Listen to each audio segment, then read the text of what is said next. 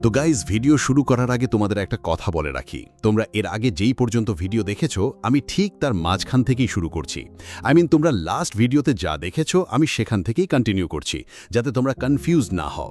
আর সমস্ত ক্যারেক্টারের নাম আর স্টোরির সাথে ফ্যামিলিয়ার হয়ে যাওয়ার জন্য আমি বলবো পুরো ভিডিওটা একটু মনোযোগ দিয়ে দেখো। সো এই এপিসোডের শুরুতেই আমাদের দেখানো হয় ওয়াংশির ল্যান্ডের বাইরে অসংখ্য লোক জড়ো হয়ে আছে। ওয়াংশির রুম চারদিক থেকে এনার্জি দিয়ে ঘেরা ছিল। ওয়াং ক্ল্যানের সমস্ত ডিসাইপল চিৎকার করে বলছিল, আমাদের ইয়াং মিসকে তাড়াতাড়ি মুক্ত করো, কারণ এই প্রোটেকশন ব্যারিয়ার তৈরি করেছিল শিয়াও নিজেই, যার ফলে কেউ ভেতরে ঢুকতেই পারছিল না। শিয়াও চাইছিল না কেউ তাদের বিরক্ত করুক, তাই সে পাহারার জন্য মদাওকে সেখানে রেখে দিয়েছিল। কিন্তু ওয়াং ক্ল্যানের সব ডিসাইপল ভাবতে শুরু করেছিল যে শিয়াও একা ওয়াংশিয়ের সাথে নিশ্চয়ই কোনো খারাপ কাজ করছে, তাই তারা ভাবছিল আমাদের অন্য কোনো উপায় বের করতে হবে, যেভাবেই হোক ভেতরে ঢুকতে হবে। ওয়াংশিয়ের সার্ভেন্ট তখন ওয়াং ক্ল্যানের এল্ডারকে ডেকে আনে। এল্ডার জিজ্ঞেস করল, এত তাড়াহুড়ো করে আমাদের এখানে ডাকলে কেন, আসলে হয়েছে কি? তখন সার্ভেন্ট বলল, ওই ব্যাটল সার্ভেন্ট ইয়াং মেসকে একটা গুহার মধ্যে আটকে রেখেছে, সে কাউকে ভেতরে ঢুকতে দিচ্ছে না, আর বলছে তারা হেভেন আর পৃথিবীকে প্রণাম করতে যাচ্ছে। কিন্তু হেভেনের ব্লেসিং তো শুধুমাত্র বিয়ের সময়ই নেওয়া হয়, তাই আমার মনে হচ্ছে নিশ্চয়ই কিছু একটা গণ্ডগোল আছে। আর সে পুরো কেভটাও সিল করে দিয়েছে। আমি ভেতরে ঢোকার চেষ্টা করেছিলাম, কিন্তু ব্যর্থ হয়েছি। Building tension. এল্ডার তখন সেখানে পাহারা দিতে থাকা মদাওকে দেখতে পায়। ঠিক সেই সময় বিয়ান ইউও সেখানে পৌঁছে যায়। সে বলল, সিস্টার ওয়াংশি নিজেই নিজের জীবনসঙ্গী বেছে নিয়েছে, তাহলে তোমরা এত চিন্তা করছো কেন? কিন্তু এটা শুনে এল্ডার আরও রেগে যায়। সে নিজের ডিসাইপলদের নিয়ে মদাওয়ের সামনে এসে বলে, আমাদের ইয়াং মিসের বিয়ে আগেই ঠিক হয়ে গেছে, তাহলে একটা ব্যাটল সার্ভেন্ট এত নোংরা কাজ করার সাহস পায় কিভাবে? ভালো হবে তুমি এখনই এই ফরমেশন সরিয়ে ফেলো। ঠিক তখনই ভেতর থেকে শিয়াওয়ের কণ্ঠ শোনা যায়। সে বলল, এখানে এত আওয়াজ করছে কে? মাউডাও, এদের তাড়াতাড়ি তাড়িয়ে দাও, এরা আমার মজার মধ্যে বাধা সৃষ্টি করছে। এটা শুনে এল্ডার আরও ক্ষিপ্ত হয়ে যায়। সে সঙ্গে সঙ্গে নিজের ডিসাইপলদের ফরমেশন ধ্বংস করার অর্ডার দেয়। সবাই একসাথে নিজেদের এনার্জি দিয়ে ফরমেশনের ওপর আক্রমণ চালায়। কিন্তু মাউডাও নিজের পাম অ্যাটাক অ্যাক্টিভেট করে ফেলে। তার সেই সিঙ্গেল পাম অ্যাটাক এতটাই ভয়ঙ্কর ছিল যে সে একাই সব ডিসাইপলের অ্যাটাক থামিয়ে তাদের জোরে আঘাত করে, আর সবাই নিচে ছিটকে পড়ে। এল্ডার গর্জে উঠল, ব্যাটল সার্ভেন্ট, তুমি আমাদের ওয়াংশিয়ের ডায়মন্ড ব্রেসলেট পরে আছো, তবুও এমন আচরণ করছো? তোমার জীবন তো আমাদের দাসত্ব করার জন্য। তখন শিয়াওয়ের কণ্ঠ আবার ভেসে আসে। সে বলল, গাধা, কি তোমাদের দাস? যদি আর একবার এমন বাজে কথা বলো, তাহলে আমি পুরো ওয়াং ফ্যামিলিকে ধ্বংস করে দেব। এল্ডার রাগে ফেটে পড়ে বলল, তুমি যদি বিদ্রোহ করতে চাও তাহলে তার শাস্তি পেতেই হবে। বলেই সে ইমমর্টাল এনার্জি সোর্স ব্যবহার করে মাওডাও এর ওপর আক্রমণ চালায়। কিন্তু মাওডাও নিজের ফিনিক্স পাওয়ার দিয়ে সেই সোয়ার্ড অ্যাটাক খুব সহজেই থামিয়ে দেয়। তারপর সে লাগাতার আক্রমণ চালাতে শুরু করে, আর বাঁচার জন্য এল্ডারদের নিজেদের এনার্জি ব্যারিয়ার অ্যাক্টিভেট করতে বাধ্য হতে হয়। মাওডাও ঠান্ডা গলায় বলল, এল্ডার, তোমার ইমমর্টাল অরা আসলে কিছুই না, এটা শুধু মৃত মানুষের হাড় থেকে জন্ম নেওয়া অহংকার। তবুও তুমি এখানে বড়াই করতে এসেছ। এরপর এল্ডার একটা জেড বের করে আনে, আর সঙ্গে সঙ্গে এন্ডলেস জেড অ্যাটাক শুরু হয়ে যায়। সেই সোয়ার্ড ধীরে ধীরে একটা ড্র্যাগনে রূপান্তরিত হয়। ড্র্যাগন বলল, ইয়ং ম্যান, তোমার ট্যালেন্ট সত্যি এক্সট্রাঅর্ডিনারি। সামনে এসো আর নিজের অপরাধ স্বীকার করো, হয়তো আমি তোমার ওপর দয়া করতে পারি। সব ডিসাইপল চমকে উঠে বলল, এটা তো সত্যি ওয়াং ফ্যামিলির 9 ড্র্যাগন সোয়ার্ড কিরই একটি। কিন্তু মাওডাও বিন্দুমাত্র ভয় পায়নি। সে নিজের 3 ফ্লাওয়ার কি অ্যাক্টিভেট করে আক্রমণ করতেই যাচ্ছিল। ঠিক তখনই শিয়াওয়ের কণ্ঠ শোনা যায়। এটা টিয়ান একাডেমি, যাকে এভারলি গড একাডেমিও বলা হয়। ওয়াং ফ্যামিলি এখানে এভাবে অত্যাচার করতে পারে না। শিয়াও যখন বাইরে আসে, তখন মাওডাও নিজের পাওয়ার ডিঅ্যাক্টিভেট করে দেয়। এল্ডার মনে মনে ভাবতে থাকে, এ কি সেই ছেলেটা যাকে আনশেন্ট মাইনে পাঠানোর আগে ডায়মন্ড ব্রেসলেট পরানো হয়েছিল? তারপর সে বলল, ছেলে, যতক্ষণ তোমার কপালে এই ডায়মন্ড ব্রেসলেট আছে, ততক্ষণ তোমার সোল আমাদের ওয়াং ফ্যামিলির নিয়ন্ত্রণে থাকবে। তুমি ওয়াংশিয়ের ব্যাটল সার্ভেন্ট, টিয়ানাশিয়ান একাডেমির কোর ডিসাইপল নও, তাই আমাদের একাডেমির আইন শেখানোর চেষ্টা করো না। শিয়াও শান্তভাবে বলল, আমি ওয়াংশিকে একজন বন্ধুর মতো দেখি, তাই এখনও কিছু বলছি না। ঠিক তখনই হঠাৎ আকাশে প্রবল গোল্ডেন লাইট ছড়িয়ে পড়তে শুরু করে। পুরো জায়গা কেঁপে ওঠে। সেখানে গ্রেট এল্ডার তিয়ান জিয়ানের প্রজেকশন আবির্ভূত হয়েছিল। তিনি নিজের পাওয়ার দিয়ে সেই ড্র্যাগন সোর্ড চি মুহূর্তেই ধ্বংস করে দেন। তারপর তিনি বললেন, যেখানে তাও উপস্থিত থাকে সেখানে হেভেনলি রুলস কার্যকর হয়, আর তোমরা কেউই আমার তিয়ানের রুলস ভাঙতে পারবে না। আর এই ছেলেটার কথা বলতে গেলে নেদারওয়ার্ল্ডের লোকেদের সাথে যুদ্ধে সে প্রমাণ করেছে যে সে তিয়ান একাডেমির ডিসাইপল হওয়ার যোগ্য। এরপর তিনি শিয়াওয়ের হাতে তিয়ান একাডেমির জেড টোকেন তুলে দিয়ে বললেন, আজ থেকে তুমি আনুষ্ঠানিকভাবে তিয়ান একাডেমির ডিসাইপল, আর এখন থেকে তিয়ান এশনের পিওর ল্যান্ড তোমার কাছে অর্পণ করা হলো, যেখানে তুমি থাকতে পারবে। এটা দেখে সবাই হতবাক হয়ে যায়, কিন্তু শিয়াও বলল, আমি এখনও ভাবছি আমার তিয়ান একাডেমিতে যোগ দেওয়া উচিত কিনা। তিয়ান একাডেমির ডিসাইপলরা চমকে উঠল। তারা ভাবছিল এই ছেলেটা সত্যিই ভয়ঙ্কর শক্তিশালী। গ্রেট এল্ডার তিয়ান জিয়ান নিজ হাতে তাকে জেড টোকেন দিয়ে স্টুডেন্টের মর্যাদা দিয়েছেন। হয়তো তিনি একে নিজের পার্সোনাল ডিসাইপল বানাতে চান। ঠিক তখন ওয়াংশিও নিজের কাল্টিভেশন থেকে ফিরে এসেছিল। এত বড় হাঙ্গামা দেখে সে অবাক হয়ে যায়। তার সার্ভেন্ট জিজ্ঞেস করল, ইয়াং মিস, আপনি ঠিক আছেন তো? এই পাগল লোকটা কি আপনাকে কোনোভাবে অপমান করেছে? ওয়াংশি শান্ত গলায় উত্তর দিল, ব্যাটলফিল্ডে আমি কিছু বিশেষ এনশিয়েন্ট স্ক্রিপচার পেয়েছিলাম। সেগুলো বুঝতে আমাকে গভীর নিদ্রায় প্রবেশ করতে হয়েছিল। তাই শিয়াও শুধু আমাকে স্বপ্নের জগতে প্রবেশ করতে সাহায্য করেছে, আর এর মাধ্যমেই আমি গভীর তত্ত্বগুলো অধ্যয়ন করতে পেরেছি। এতে তার কোনো অপরাধ নেই। কিন্তু সবাই মনে মনে ভাবতে লাগল, ইয়াং মিস কি সত্যিই সত্য কথা বলছে? ওয়াংশিও বুঝে গিয়েছিল নিশ্চয়ই এই শিয়াও আবার কোনো খেলা খেলেছে। এল্ডার ওয়াংশিকে বলল, আপনার এই ব্যাটল সার্ভেন্ট নিজের সীমা অতিক্রম করেছে, তাই আপনার উচিত ডায়মন্ড ব্রেসলেট অ্যাক্টিভেট করে একে শিক্ষা দেওয়া। আসলে এটাই ছিল শিয়াওয়ের পরিকল্পনা, কারণ সে ওয়াং ফ্যামিলির হাত থেকে মুক্তি পেতে চাইত। হঠাৎ সে রাগে নিজের পাওয়ার অ্যাক্টিভেট করে বলে উঠল, তোমাদের কি মনে হয় এই বাজে ডায়মন্ড ব্রেসলেট দিয়ে আমাকে নিয়ন্ত্রণ করতে পারবে? আমার কাছে এটা একটা আবর্জনা ছাড়া কিছুই নয়। তারপর সে নিজের এনার্জি দিয়ে সেই ডায়মন্ড ব্রেসলেট ভাঙতে শুরু করে, কিন্তু সেটা তার সোলের সাথে সংযুক্ত ছিল। তাই শিয়াও নিজের প্রাইমোডিয়াল সোল বাইরে বের করে আনে, যাতে ব্রেসলেট তাকে ক্ষতি করতে না পারে। এরপর আমাদের পাস্টের একটা সিন দেখানো হয়। যখন শিয়াও একান্তে গ্রেট এল্ডার তিয়ান জিয়ানের সাথে কথা বলেছিল, তখন তিয়ান জিয়ান বুঝে গিয়েছিলেন যে এটাই হুয়াং, আর তিনি তাকে নিজের ডিসাইপল বানাতে চেয়েছিলেন। তাই তিনি শিয়াওকে একটা সোল প্রোটেকশন রুল দিয়েছিলেন, যার মাধ্যমে সে ওয়াং ফ্যামিলির সেই ডায়মন্ড ব্রেসলেট থেকে মুক্তি পেতে পারত। আর তিনি বলেছিলেন, আজ যা কিছু হবে সব তোমার ভাগ্যের ওপর নির্ভর করবে। শিয়াও তখন তাকে ধন্যবাদও জানিয়েছিল, কারণ তিনি শিয়াওর আসল পরিচয় গোপন রাখার ব্যাপারে রাজি হয়ে গিয়েছিলেন। আর এখন শিয়াও সেই রুনের সাহায্যে ডায়মন্ড নেকলেসের মধ্যে প্রবল এনার্জি প্রবাহিত করতে শুরু করে, আর মুহূর্তের মধ্যেই সেই জেড ব্রেসলেট দুটুকরো হয়ে যায়। এর ফলে ভয়ঙ্কর এক ফিয়ার্স এনার্জি চারদিকে ছড়িয়ে পড়ে, যা দেখে ওয়াংশিও হতবাক হয়ে যায়। শিয়াও সেই দুটো টুকরো হাতে নিয়ে সেগুলোকে ডাস্টে পরিণত করে দেয়। এল্ডার প্রচণ্ড রেগে যায়, কিন্তু সেই শিয়াওয়ের কোনো ক্ষতিই করতে পারছিল না। শিয়াও ব্রেসলেটের টুকরোগুলো ওয়াংশির দিকে পাঠিয়ে দিয়ে শান্ত গলায় বলল, এতদিন আমরা একসাথে ছিলাম, অসংখ্য যুদ্ধ করেছি, কিন্তু এখন আমি আর তোমার সাথে থাকতে পারবো না। ওয়াংশি, এবার থেকে তোমাকেই নিজের খেয়াল রাখতে হবে। এই কথা বলেই সে মদাওকে নিয়ে সেখান থেকে চলে যায়। ওয়াংশিও কিছুটা দুঃখিত হয়ে পড়েছিল, কিন্তু সে শিয়াওকে থামাতে পারেনি। বিয়ান ইউ তখন ওয়াং ফ্যামিলিকে বিদ্রূপ করে বলল, তোমাদের পদ্ধতি সত্যি বেশ ইমপ্রেসিভ। জোর করে একটা প্রতিভাবান ছেলেকে ফ্যামিলির বন্ধু থেকে শত্রু বানিয়ে ফেললে। আমি যদি তোমাদের জায়গায় থাকতাম তাহলে 3 জন্ম পর্যন্ত এই ভুলের জন্য অনুতাপ করতাম। বিয়ান ইউ জানত শিয়াওয়ের আসল পাওয়ার কতটা ভয়ঙ্কর, আর এরপর সেও সেখান থেকে চলে যায়। এরপর আমাদের দেখানো হয় হো টিয়েন পিওর ল্যান্ডের দৃশ্য, যেখানে এখন শিয়াও মদাওকে নিয়ে এসে পৌঁছেছে। এটাই সেই জায়গা যেটা গ্রেট এল্ডার ইয়াজেন তাকে দিয়েছিলেন, আর এখন থেকে সে এখানেই থাকবে। মদাও বলল, আমি শুনেছি ওয়াংশিয়ের যে ফিয়ন্সে আছে সে অত্যন্ত ট্যালেন্টেড।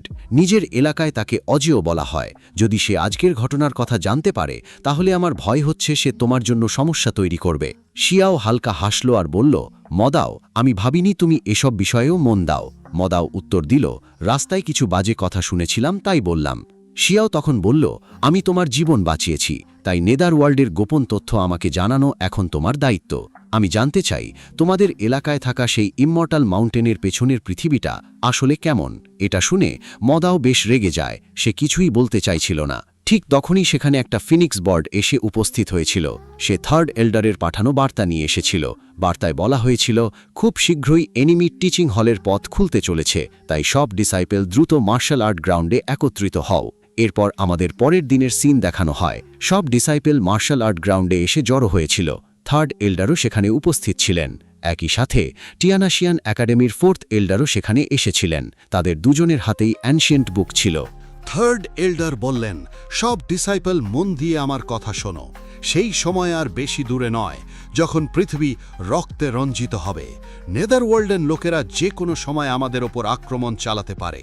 সময় কারোর জন্য অপেক্ষা করে না, তাই আজ আমি তোমাদের স্কিল সম্পর্কে শিক্ষা দেব। এটা শুনে সব ডিসাইপল খুব খুশি হয়ে যায়। ফোর্থ এল্ডার বললেন, আমাদের কাছে 2 ধরনের টাউ মেথড আছে যেগুলোর প্র্যাকটিস করা যায়। একটি এনশিয়েন্ট মেথড আর অন্যটি মডার্ন মেথড। তোমরা যে ইমমর্টাল এনার্জি কন্ডেন্স করেছো সেটা প্রিভিয়াস এরার উত্তরাধিকার, আর আমার কাছে রয়েছে এনশিয়েন্ট ইমমর্টাল মেথড। এই এনশিয়েন্ট ইমমর্টাল মেথডের কাল্টিভেশন করার জন্য তোমাদের ইমমর্টাল এনার্জি দরকার হবে। তারপর তোমরা এই লেখা মন্ত্রগুলোর সাথে সেগুলোকে একত্র করতে পারবে। তবে এখন পৃথিবী অনেক বদলে গেছে, তাই বর্তমান সময়ে এই এনশিয়েন্ট ইমমর্টাল মেথড শেখা অত্যন্ত কঠিন। থার্ড এল্ডার বললেন, আর আমার কাছে রয়েছে মডার্ন মেথডের বুক। এগুলো এক জিনিয়াস তৈরি করেছিল। এই মেথডের সাহায্যে তোমরা যে কোনো পরিস্থিতির সাথে নিজেকে মানিয়ে নিতে পারবে। আর কেউ যদি এই মেথডের পিকে পৌঁছে যায় তাহলে ইমমর্টাল এনার্জি ছাড়াও সে এনশিয়েন্ট মেথড প্র্যাকটিশনারদের সাথে প্রতিযোগিতা করতে পারবে। জাগান জিজ্ঞেস করল, থার্ড এল্ডার, আপনি কি বলতে চাইছেন? যারা মডার্ন মেথড শেখায় সফল হবে তারা ইমমর্টাল এনার্জি কাল্টিভেট না করেও আমাদের সাথে লড়াই করতে পারবে? এল্ডার উত্তর দিলেন, এটা সম্ভব, কারণ মডার্ন মেথড এখনও এই বিশ্বের সাথে মানানসই। ঠিক তখনই তার নজর পড়ে মোটা কাউ ইউসেংয়ের ওপর, যে গোপনে মডার্ন মেথড শিখেছিল। তাই এল্ডার বললেন, সময় এসে গেছে সবাইকে মডার্ন মেথডের পাওয়ার দেখানোর। কাউ ইয়াশ বলল, এল্ডার, হয়তো আপনি ভুল বুঝছেন। আমি আগেই ইমমর্টাল এনার্জি ডেভেলপ করেছি। আমি কোনো মডার্ন মেথড জানি না। কিন্তু থার্ড এল্ডার তার সত্য জানতেন, তাই তিনি তাকে ধরে গ্রাউন্ডের মাঝে নিয়ে আসেন আর নিজের এনার্জি দিয়ে তার উপর আক্রমণ করেন। কিন্তু কাউ ইউসিং নিজের সোয়ার্ড মেথড দিয়ে সেই আক্রমণ থামাতে শুরু করে। মোটা ছেলেটা নিজের স্কিল এত গভীরভাবে লুকিয়ে রেখেছিল কারণ সে নিজের মাংস আর রক্তের মধ্যে সুপ্রিম কিলিং ফরমেশন খোদাই করেছিল, যেটা থার্ড কিলিং অ্যারে নামে পরিচিত ছিল, আর সেটা পিক লেভেলে পৌঁছে গিয়েছিল। এটা দেখে থার্ড এল্ডার মুগ্ধ হয়ে বললেন, প্রত্যেক ক্ষেত্রেই সুযোগ থাকে, শুধু সীমা ভেঙে সেটা অর্জন করতে হয়। যেমন 3000 স্টেটের ওয়ং হেভেন রেলমে থেকেও নিজের 10 কাল্টিভেশন পাথকে একত্র করেছিল এবং এক নতুন পথ তৈরি করেছিল। যদি সে সামনে এগোতে পারে তাহলে এই কাল্টিভেশন পাথের সাহায্যে সে পৃথিবীতে অজেয় হয়ে উঠতে পারে। এরপর তিনি নিজের পাওয়ার কাউ ইউসেংয়ের উপর থেকে সরিয়ে নিয়ে বললেন, যদি তোমরা ইমমর্টালিটি অর্জন করতে চাও তাহলে এনশিয়েন্ট মেথড চালিয়ে যেতে হবে, অথবা মডার্ন মেথড দিয়ে নিজেদের নতুন পথ তৈরি করতে পারো। তাই তোমাদের সামনে চয়েস রয়েছে, তোমরা মডার্ন আর এনশিয়েন্ট মেথডের মধ্যে যে কোনো একটা বেছে নিতে পারো। ফোর্থ এল্ডারও বললেন, তোমরা যে পথেই বেছে নাও না কেন, আমাদের একাডেমির সিক্রেট রেলম তোমাদের প্র্যাকটিস করতে পূর্ণ সাহায্য করবে। তবে সিদ্ধান্ত তোমাদের নিজের হৃদয় থেকে নিতে হবে, কারণ একবার নির্বাচন করার পর আর সেটা বদলানো যাবে না। সবাই খুব চিন্তায় পড়ে গিয়েছিল, তারা বুঝতে পারছিল না আসলে কোন মেথড বেছে নেওয়া উচিত। কাউ ইউজিং তখন সেখান থেকে চলে যেতে চাইছিল, কিন্তু থার্ড এল্ডারের নজর তার উপর পড়ে যায় আর তিনি তাকে তুলে লাইনের একদম শেষে ছুঁড়ে ফেলে দেন। শিয়াও সবার আগে এগিয়ে আসে। ফোর্থ এল্ডার বললেন, যারা সবার আগে গেম শুরু করে এমন মানুষ খুব কমই থাকে, আর শিয়াও ছিল তাদেরই একজন। সবাই অবাক হয়ে ভাবছিল শেষ পর্যন্ত সে কোন মেথড বেছে নেবে। শিয়াও 2টা মেথডই মন দিয়ে দেখতে লাগলো, কিন্তু তার আগ্রহ এনশিয়েন্ট মেথডের প্রতি অনেক বেশি ছিল, তাই সে এনশিয়েন্ট মেথডই বেছে নেয়, কারণ কঠিন জিনিস তার বেশি পছন্দ। এটা দেখে থার্ড এল্ডারও অবাক হয়ে যান। তিনি বলেন, লড়কে, তোমার বডি পারফেকশন লেভেল ইতিমধ্যেই পৌঁছে গেছে, আর এই দুনিয়ার ধর্মা অনেক গভীরে লুকিয়ে আছে, তারপরেও তুমি এই মেথড কেন বেছে নিচ্ছ? শিয়াও বলল, আমি 3 ইমমর্টাল এনার্জির কাল্টিভেশন করেছি, তাহলে শেষমেশ অর্ধেক পথে সে আমি কিভাবে হার মেনে নিতে পারি? আমাকে অনেক উপরে যেতে হবে, আর সেই কারণেই আমার এই এশিয়েন্ট মেথড দরকার। ফোর্থ এল্ডার বললেন, এশিয়েন্ট মেথডের উত্তরাধিকার অসম্পূর্ণ, তাই এগুলোকে বোঝা এত সহজ নয়। এখানে তোমাকে কিওসের সঙ্গে নিজের ফাউন্ডেশন আবার নতুন করে রিবিল্ড করতে হবে।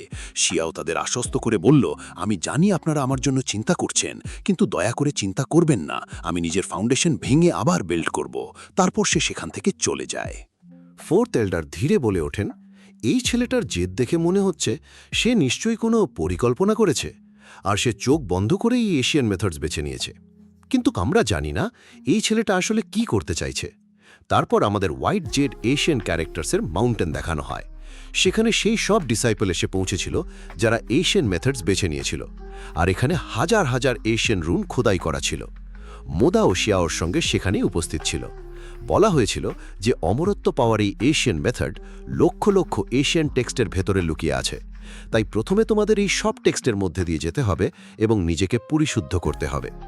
এক এশিয়ান ডিসাইপল চারপাশে ভেসে থাকা এশিয়ান টেক্সটের মধ্যে একটি টেক্সটকে নিজের পাওয়ার দিয়ে টাচ করার চেষ্টা করে, কিন্তু হঠাৎই সেই এশিয়ান টেক্সট একটা জায়েন্ট লাইনে রূপান্তরিত হয়ে যায় এবং ছেলেটার উপর আক্রমণ করে তাকে অনেক দূরে ছুঁড়ে ফেলে দেয়।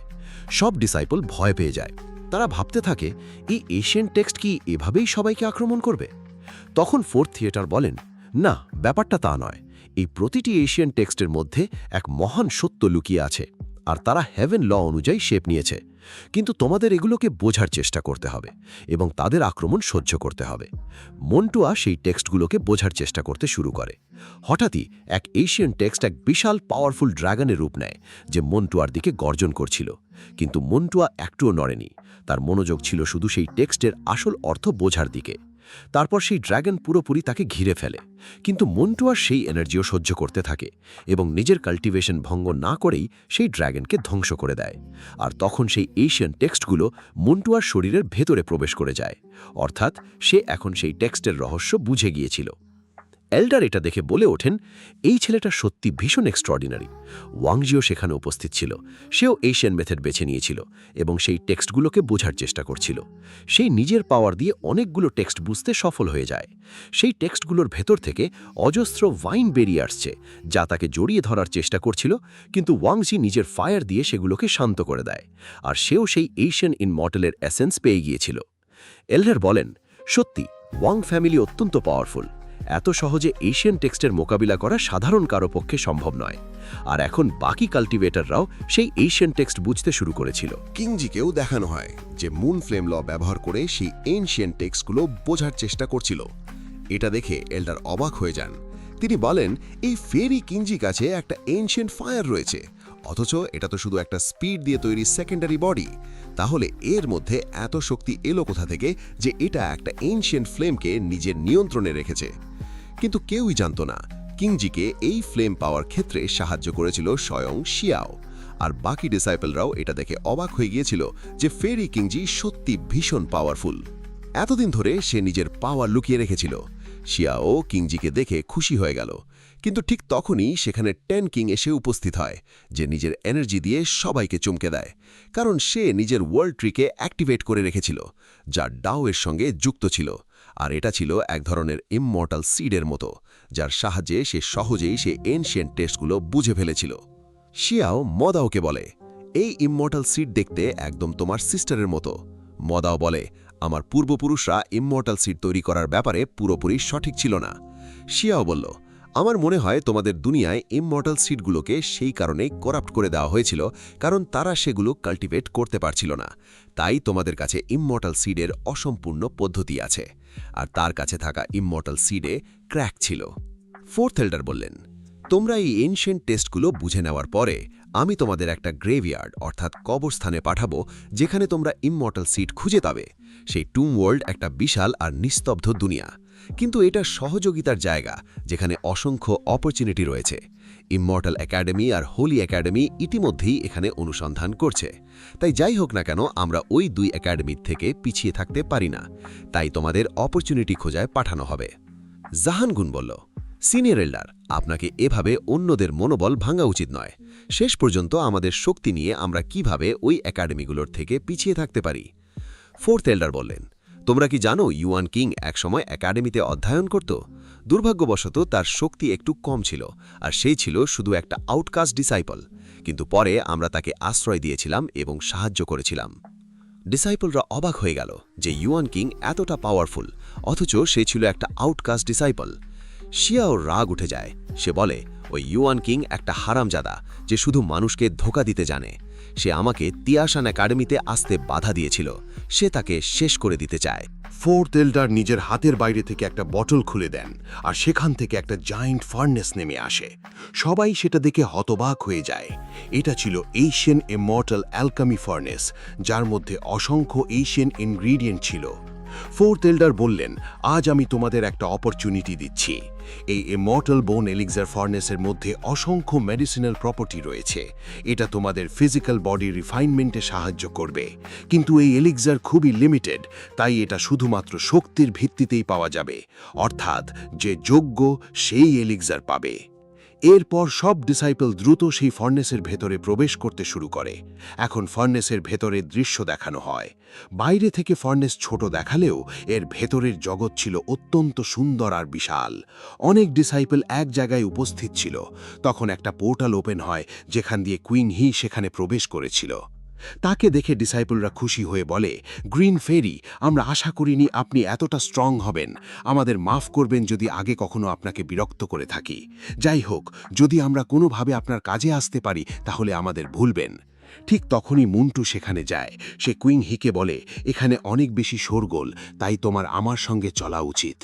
কিন্তু তখনই শিয়াওহো সেখানে পৌঁছে যায়। শেষ পর্যন্ত সে কিভাবে তাকে অন্য কারোর সঙ্গে যেতে দেবে? শিয়াওহো কুইং হিকে বলে, আমাদের একসঙ্গে চলা উচিত। কিন্তু ঠিক তখনই শিয়াওহোর ওপর একটা হ্যালবার্ট দিয়ে আক্রমণ করা হয়। শিয়াওহো সহজেই সেটা ধরে দূরে ছুঁড়ে ফেলে দিয়ে বলে, এখানে কে আছে যে আমার সঙ্গে ঝামেলা করতে চায় আর নিজের মৃত্যুকে আমন্ত্রণ দিচ্ছে? তখন সেই প্যাটিশনের সামনে এসে দাঁড়ায়। শিয়াওহো বলে, এত সুন্দর ফুলের মতো কাউকে আমি অন্য কারোর ছোঁয়া দিতে পারি না। সেই প্যাটিশনারের নাম ছিল জিনজিয়া, যে গড রেলমের ছিল। সে বলল, অনেক দিন ধরে তোমার খ্যাতির কথা শুনেছি, তবুও তুমি আজ পর্যন্ত আমাকে চ্যালেঞ্জ করনি। কিন্তু শিয়াওহো বলল, আমি সবার সঙ্গে লড়ি না, তোমার জন্য তো আমার সার্ভেন্টই যথেষ্ট। আর তারপরই মোদাও দ্রুত জিনজিয়াকে একটা পাওয়ারফুল পাঞ্চ মারে। জিনজিয়া সেটা প্রতিরোধী করতে পারে না আর অনেক দূরে ছিটকে যেতে থাকে। তার সাথীরা তাকে ধরে বাঁচায়। এরপর জিনজিয়ার সব সাথী মোদাওর সঙ্গে লড়াই করার জন্য প্রস্তুত হয়ে যায়। শিয়াওহো মোদাওকে বলে, মনে হচ্ছে এরা আগে থেকেই আমাদের সঙ্গে লড়াই করার পরিকল্পনা করে এসেছে। মোদাও, তোমাকে এদের আমার জন্য মারতে হবে। মোদাও নিজের পাওয়ার অ্যাক্টিভেট করে ফেলে। অন্যরা বলে, তুমি অনেক বেশি বাড়াবাড়ি করছো। মোডাও হল নেদারওয়ার্ল্ডের সুপ্রিম উইং, যার কাছে ট্রু ইমর্টাল এনার্জি রয়েছে। আমি বুঝতেই পারছি না তোমার মতো দুর্বল প্রাণী কি করে এমন একজন পাওয়ারফুল ব্যক্তিকে কন্ট্রোল করতে পারে। যদি সে তোমার সোল লক করে থাকে তাহলে আমরা তোমাকে সাহায্য করতে পারি। তুমি শুধু আমাদের সাইডে চলে এসো। মোডাও ধীরে এসে ওঠে। সে বুঝে গিয়েছিল এরা সেই নোংরা মানুষ যারা কাউকে নিজেদের দলে টানতে যে কোনো কিছু করতে পারে। সে বলল, আমি দেখতে চাই তোমাদের মধ্যে আসলে কতটা পাওয়ার আছে। সব ডিসাইপল নিজেদের পাওয়ারফুল বিস্ট বডি অ্যাক্টিভেট করে তার ওপর আক্রমণ করতে এগিয়ে আসে। জিনজিয়া বলে, যদি তুমি মরতেই যাও তাহলে খুব শীঘ্রই তোমার ইচ্ছা পূরণ হবে। কিন্তু মোডাও একটুও ভয় পায়নি। সে নিজের কাছে থাকা এই মটল সিড থেকে ফিনিক্স বার্ড অ্যাক্টিভেট করে ফেলে, আর তার ডানা থেকে বেরোনো ফ্লেমই মুহূর্তের মধ্যে সেই সব বিস্টকে এক আঘাতে স্পেসের মধ্যে ছুঁড়ে ফেলে দেয়। মোডাও বলে, আজ তোমাদের দিন খারাপ ছিল, কারণ তোমরা এমন একজনের সঙ্গে খেলতে গিয়েছিলে যে কাউকে ছাড়ে না। এরপর সে স্পেসের মধ্যেই তাদের সঙ্গে লড়াই করতে চলে যায়। ঠিক তখনই সেখানে মুন্টু, বিয়ানিউ জান আর 10 ইমর্টাল কিং এসে পৌঁছে যায়। মুন্টু শিয়াওকে বলে, তুমি মাত্র কিছুদিন আগে একাডেমিতে প্রবেশ করেছ, অথচ তোমার পাওয়ার অসাধারণ। আমি দেখতে চাই তুমি আসলে কতটা যোগ্য। শিয়াও বলল, তোমরা আমাকে ঘিরে ধরেছ আর আমাকে বুলি করতে চাও, তাই এখন আমি তোমাদের সবাইকে লড়াইয়ের চ্যালেঞ্জ দিচ্ছি। আর সে নিজের পাওয়ার অ্যাক্টিভেট করে ফেলে। সবাই শিয়াওর ওপর ক্ষুব্ধ ছিল, কারণ সে নেদারওয়ার্ল্ডের এক পিটিশনারকে স্লেভ বানিয়েছিল। জন কুন বলল, আমি কি করে তোমাকে আমাদের 9 হেভেনের গৌরবকে মাটিতে মিশিয়ে দিতে দিই। তারপর সে নিজের ওয়েপন হাতে তুলে নিয়ে যুদ্ধের জন্য প্রস্তুত হয়ে যায়। কিন্তু বিয়ানিউ সামনে এসে দাঁড়ায় এবং বলে, তোমাদের লড়াই করার দরকার নেই, কারণ কেউ আগেই শিয়াওর সঙ্গে লড়তে চেয়েছিল, আর সে ছিল ওয়াংশি, যে নিজের লোটাস পাওয়ার নিয়ে সেখানে এসে পৌঁছেছিল। এর সাথেই এই এপিসোড এখানেই শেষ হয়ে যায়। ভিডিও ভালো লেগে থাকলে বন্ধুদের সঙ্গে শেয়ার করো, আর ভিডিওতে লাইক করার পাশাপাশি চ্যানেলটা অবশ্যই সাবস্ক্রাইব করে দিও। Thanks for watching.